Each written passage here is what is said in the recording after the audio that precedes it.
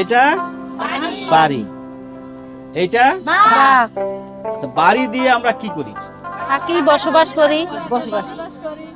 এটা তো বাঘ, এটা তো শক্তিশালী জিনিস না? এ কি বাড়ি তৈরি করতে পারে? না। The year is 1974.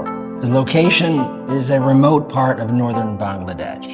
A young accountant by the name of Fazle Abed has begun working here, working with people to try to improve their quality of life. The poverty is grinding, but he's begun experimenting with a new method of teaching people basic skills like reading and writing. It's based on the methodologies of a Brazilian educator by the name of Paulo Freire. It's decades later. We're in another village in northern Bangladesh. There's a woman named Shohida. She had just lost her goat, which was her most valuable possession, and she is so distraught. The same question that echoed in those early discussions in 1974, Shohida herself asked, can you build your future with your own hands, with your own creativity?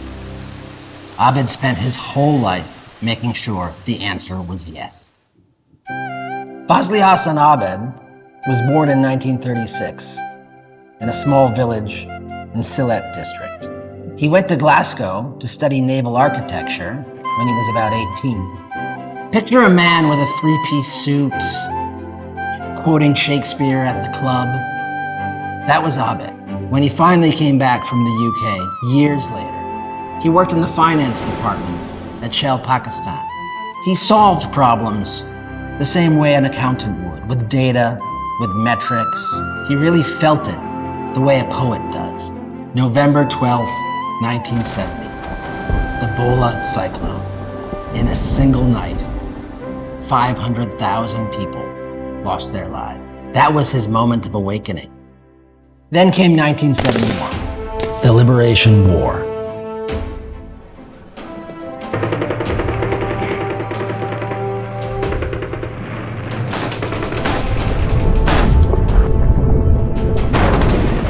He couldn't fight with a gun, so he escaped through West Pakistan, through Afghanistan, and he went to London. He found his old friends there. In the end, he fought with words. He spoke to governments. He spoke to the press. He told the world about the importance of Bangladesh. He took a few £1,000s from the sale of his apartment in Camden. He had his friends there. He had a future there, but he went back to build Bangladesh's future. When you have seen death on that scale, you cannot go back to a smaller life. He started in a place called Shala, and that's where he first set up BRAC. He listened to landless women, to widows, to people whom the entire system had abandoned. এটাই ছিল তার সবচেয়ে যুগান্তকারী কাজ। Paulo ফ্রেইরের ক্লাসরুমের মতোই এখানে শিক্ষক শেখাননি, শুধু শুনেছিলেন। আবেদও শুধু শুনলেন, খুঁজলেন সমাধানের পথ। A pinch of salt, a handful of sugar, a jug of water. Oral rehydration solution. In the end, BRAC trained 13 million mothers. When Bangladesh was born, child mortality was 250 per 1,000. By the time BRAC was done, that number had fallen to 40 per 1,000. That's not charity, that's a revolution. The poor are not the problem. They are the solution. তারপর এলো microfinance. গ্রামের নারীরা ঋণ নিলেন গরু, ছাগল, তাঁত কিনতে। ব্র্যাক তাদের উৎপাদিত পণ্য কিনে শহরে বিক্রি করলো, আর মুনাফার টাকা ফিরে এলো দারিদ্র্য বিমোচন প্রকল্পে। এভাবেই আর্থসামাজিক সমস্যার সমাধানে স্যার আবেদ তৈরি করলেন একটি ecosystem.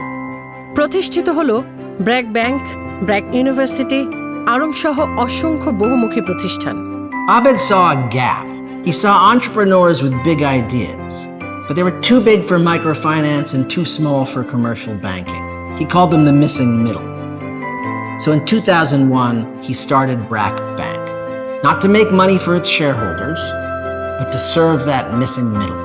Its mobile money platform, bCash, is the largest of its kind in the world, 84 million users.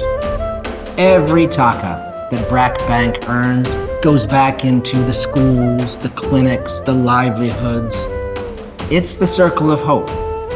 hope over fate. His first wife, Bahar, his partner, she had died giving birth. He told me how the oxygen canister in the clinic was empty. He ran to get help. He even tried to resuscitate her himself. The work wasn't an escape. It was how he carried Bahar with him. Every mother he saved, every woman who learned to stand on her own 2 feet. Bahar was there. In the last month of his life, his body was failing. He boarded a helicopter, one last time to visit a school near his home in Baniachong. He had built it with his own money, not government funds, his own. He went to see it one last time. Satisfaction thrives when one's occupation becomes one's preoccupying. Then loneliness loses its hold. জীবন সায়ান্নে এসে আবেদ ভাই বলতেন, যদি আরেকটু সময় পেতাম। তিনি বিশ্বাস করতেন তার কাজ তখনও শেষ হয়নি। ৮৩ বছর বয়সে তিনি আমাদের ছেড়ে যান ২০১৯ সালের ডিসেম্বরে। বাংলাদেশের সীমানা ছাড়িয়ে ব্র্যাক আজ কাজ করছে বহু দেশে। দুনিয়াব্যাপী অজস্র জীবন স্পর্শ করে তার অসম্পূর্ণ কাজ এগিয়ে নিচ্ছে হাজারো ব্র্যাক কর্মীরা। মহাকালের মতো এমন কর্মময় জীবনের ব্যাপ্তি এই স্বল্প দৈর্ঘ্যের ভিডিওতে ধরা মুশকিল। স্যার আবেদ সম্পর্কে আরও গভীরভাবে জানতে এই বইটি তো আছেই।